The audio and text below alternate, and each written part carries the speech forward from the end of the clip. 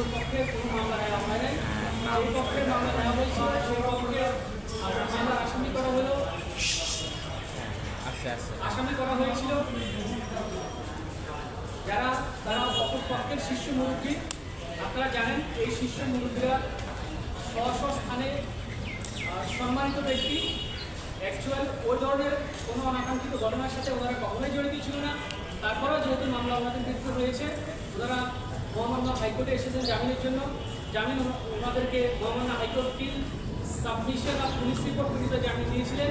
পরবর্তীতে সেই জামিনের বিরুদ্ধে আপনার গভর্নমেন্ট সরকার পক্ষ এবং পিটিশনার অর্থাৎ বাদী পক্ষ মহামান্য আপিল বিভাগের চেম্বার জাজ আদালতে গিয়েছিলেন, সেখানেও কোনো অর্ডার হয় নাই।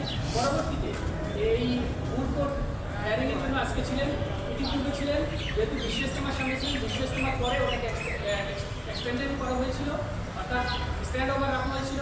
আজকে মহামান্য আপিল বিভাগের আইটেম নম্বর 3 ছিল, সেখানে মহামান্য হাইকোর্ট উভয় পক্ষের বক্তব্য শুনে নো অর্ডার দিয়েছে, অর্থাৎ ওনাদের অ্যাপ্লিকেশনটা ডিসমিস করে দিয়েছে।